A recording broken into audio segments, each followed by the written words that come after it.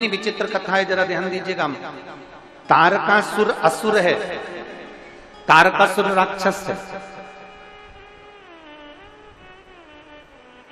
और तारकासुर असुर है, राक्षस है, और उसको मारने के लिए षडानंद कार्तिकेय जी का जन्म हुआ है, प्रकट हुआ।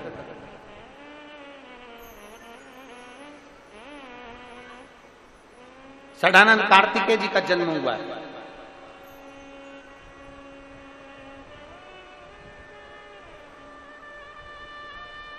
अब तारकासुर तो असुर है ना, राक्षस है ना, उसको तो मरना है ना। पर माता पार्वती जी अपने पुत्र कार्तिकेय जी से कहती हैं कि तारकासुर को मारना तो उसके हृदय में बाण ना लगे, उसका हृदय छेदित ना हो, उसके हृदय में चोट ना पहुंचे।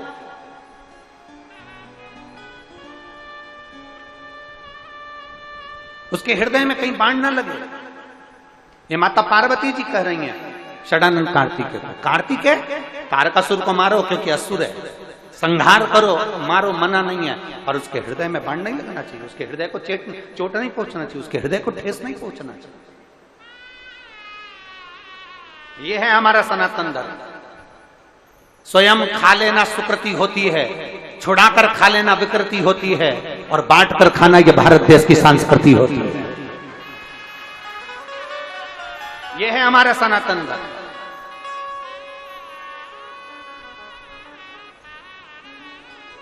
कोई धर्म यह नहीं बताता कि पक्षी को दाना देना, कोई धर्म यह नहीं बताता कि चींटियों को दाना देना, कोई धर्म यह नहीं बताता कि मछली को दाना देना, कोई धर्म यह नहीं बताता कि गौ माता को रोटी देना, कोई धर्म यह नहीं बताता कि वृक्षों की पूजन करना, कोई धर्म यह नहीं बताता कि नदियों की पूजन करना, कोई धर्म यह नहीं बताता कि पृथ्वी की पूजन करना, कोई धर्म यह नहीं बताता कि जीव और जंतु की पूजन करना, कोई धर्म यह नहीं बताता कि नारी का आदर करना, सम्मान करना, सत्कार करना, यह केवल सनातन धर्म के अंदर ही है, इसके सिवा किसी धर्म में नहीं।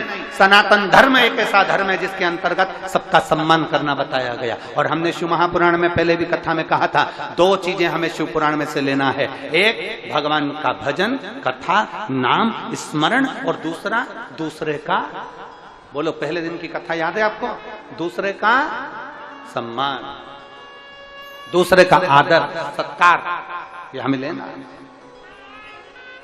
पार्वती जी मां भगवान कार्तिकेय से कहती, कार्तिकेय जाओ तारकासुर का संहार करो, पर इतना याद रखना कि उसके हृदय में चोट ना पहुंचे, उसके हृदय में ठेस ना पहुंचे, इतना ध्यान रखिए। शब्द बोलो, वाणी बोलो, पर शब्द ऐसा बोलना कि किसी के हृदय को ठेस। वो कहते हैं ना, वाणी ऐसी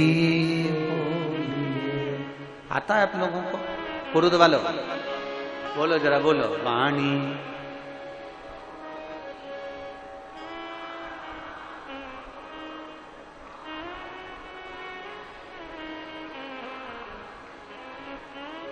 बस। कितनी सुंदर बात पुरुद के लोगों को आती है, सबको आती है। वाणी ऐसी मन का,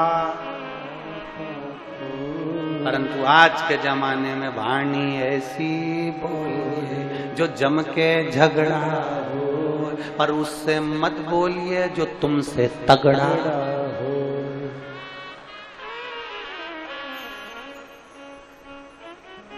दोनों में अंतर है, केवल